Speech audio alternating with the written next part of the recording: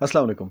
अभी हमारे मुफ्ती आज़म मुफ्ती तकी उस्मानी साहब और मुफ्ती चांद देखने वाले वो दोनों ने मिलकर रात को फतवा जारी किया, और ये दोनों मशहूर हैं सरकारी मुफ्ती के तौर पर, सरकारी मौलवी के तौर पर।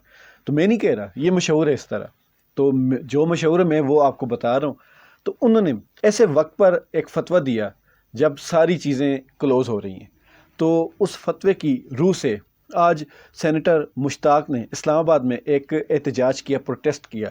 तो हस्बे महमूल, हस्बे साबिक उनके साथ इस्लामाबाद पुलिस का वही सलूक था जो उससे पहले हुआ। ऊपर से एक तरफ से ये हुकूमतें ताने दे रही है इमरान खान को, वो सिर्फ इमरान खान को यहूदी जंड करने के ताने मारते हैं।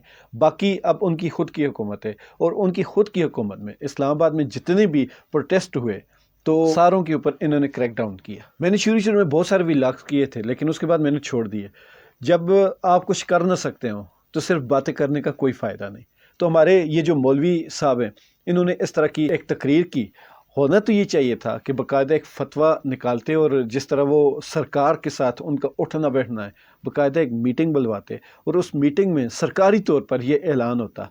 लेकिन उन्होंने अपनी तरफ से ऐलान करके लोगों को मज़ीद बातें करने का, ये मज़ीद उलझाने का एक काम किया है।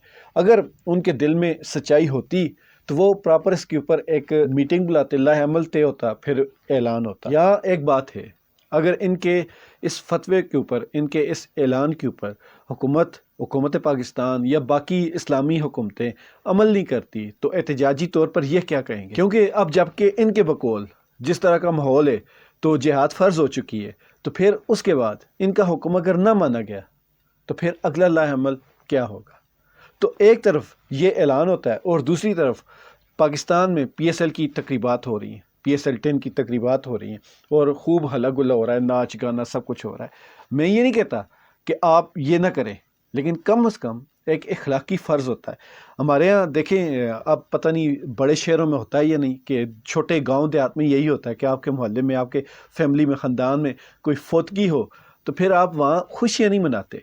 मोहल्ले में अगर किसी की मैयत हो तो आपकी तयशुदा जो शादी होती है उसमें भी आप वो धूम धड़क्का नहीं करते, नाच गाना नहीं होता। तो आपके इस्लामी भाइयों के साथ क्या कुछ हो रहा है, और आप ये धूम धड़क्का कर रहे हैं। और ये वही रियासत है जिसके बारे में वो लाल टोपी वाले साहब कहते होते थे कि जब से हमने अपने हाथ मजबूत किए, मतलब कि अपने मिसाइल और एटमी जो सिस्टम है वो मजबूत किया है, उसके बाद पूरी दुनिया के मुसलमान हमारे सर पर दिलेरी करते हैं और दूसरों को धमकियाँ देते हैं।